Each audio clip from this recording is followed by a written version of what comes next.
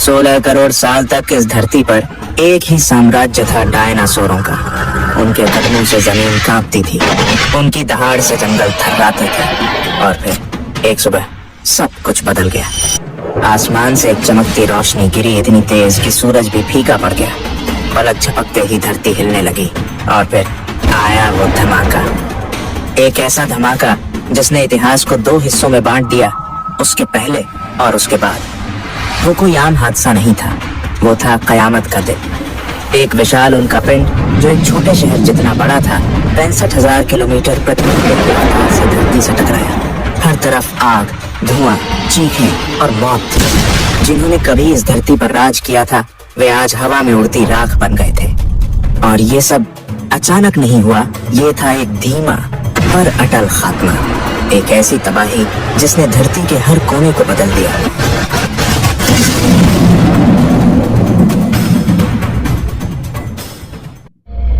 एक ऐसी दुनिया जहां इंसानों का नामो निशान तक नहीं था, वहां केवल डायनासोर का शासन था।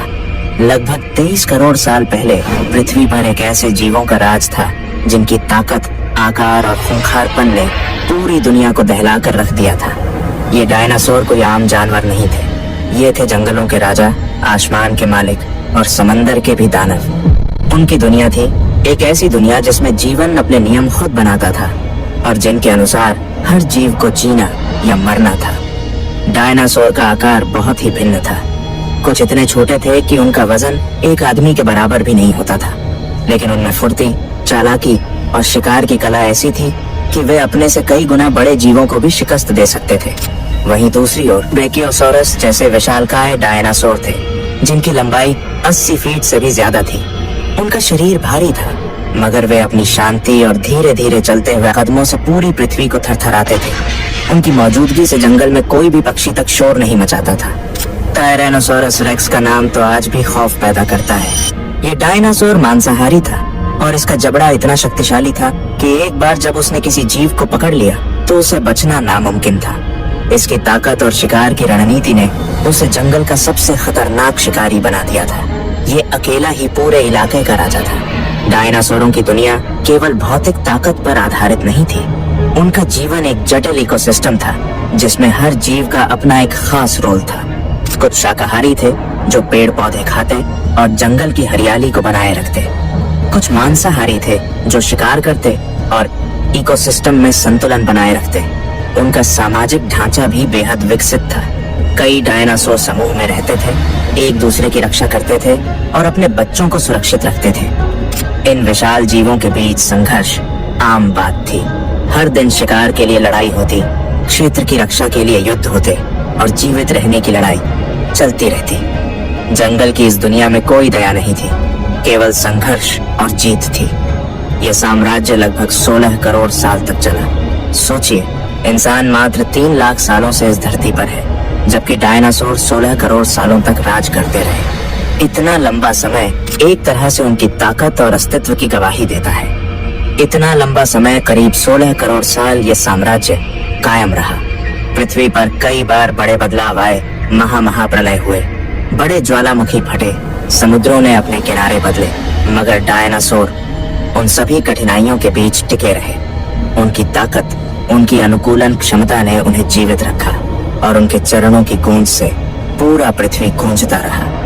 उन्हें क्या पता था कि जिस धरती पर वो राज कर रहे हैं, उसी के सिर पर एक खौफनाक साया मंडरा रहा है। बहुत दूर, अरबों किलोमीटर दूर, अंतरिक्ष की खामोशी में एक पत्थर घूम रहा था।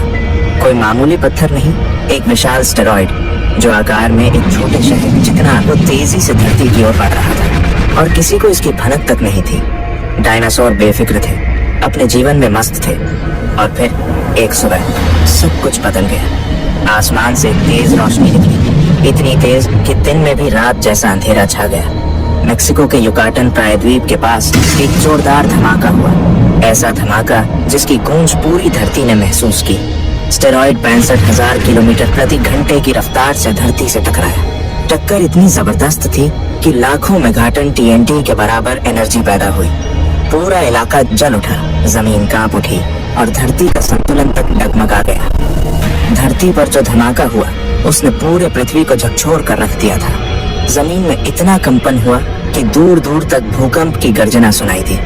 महासागर के विशाल पानी अचानक हिल गए और सुनामी की लहरें इतनी ऊंची उठी कि वे समुद्र के किनारे आने लगे।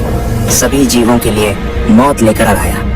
जंगल जो डायनासोरों का घर था धुएं और आग की चादर में लिपट गया। पेड़ पौधे जलने लगे। आग की लहरों ने जंगलों को जलाना शुरू कर दिया। लेकिन उल्कापिंड की टक्कर की वजह से पैदा हुई तबाही सिर्फ इन्हीं तक सीमित नहीं थी। उस विशाल धूल के बादल ने सूरज की रोशनी को लगभग पूरी तरह रोक दिया। धरती पर अंधेरा छा गया जो महीनों तक बना रहा। ठंड ने धरती को अपनी गिरफ्त में ले लिया। एसिड रेन बरसने लगी और समुद्रों का तापमान भी गिरने लगा। हर तरफ चीखें, दहाड़े और मौत का सन्नाटा छा गया था। पौधों का जीवन तबाह हो गया जो डायनासोरों के भोजन का मुख्य स्रोत थे। बिना भोजन के शाकाहारी डायनासोर धीरे धीरे कमजोर होने लगे। उनकी संख्या दिन ब दिन घटती गई और उनकी कमजोरी मांसाहारी डायनासोरों के लिए भी खतरा बन गई। इस तरह एक के बाद एक डायनासोर की प्रजातियां लुप्त होने लगी। कुछ डायनासोर इतने कमजोर थे कि वे चलते चलते गिर पड़ते और फिर कभी उठ नहीं पाते थे। कुछ महीनों में लगभग 75% जीव जंतु इस प्रलय में खत्म हो गए। एक पूरी दुनिया जो करोड़ों सालों से मौजूद थी अचानक इतिहास बन गई। लेकिन इस विनाश प्रलय के बाद भी जीवन ने हार नहीं मानी। इस विनाश के बाद पृथ्वी ने नए रूप में जन्म लिया। इस तबाही के बीच कुछ जीव जंतु ऐसे भी थे जो टिके रहे। छोटे छोटे कम खाने वाले जीव जिनका अस्तित्व जानलेवा हालातों में भी बचा रहा। यही जीव बाद में पृथ्वी पर जीवन को फिर से खिलने फूलने का मौका देने वाले थे। यही वो समय था जब धरती ने एक नया मोड़ लिया। जैसे जैसे समय बीता गया वैसे वैसे पृथ्वी ने अपनी घावों को धीरे धीरे भरना शुरू किया। धूल के बादल घटे, सूरज की रोशनी फिर से धरती पर चमकने लगी। तापमान सामान्य होने लगा और मौसम में स्थिरता आई। लेकिन उस तबाही के बाद का जीवन पहले जैसा कभी नहीं था। छोटे छोटे जीव जो इस विनाश से बच गए थे धीरे धीरे फैलने लगे।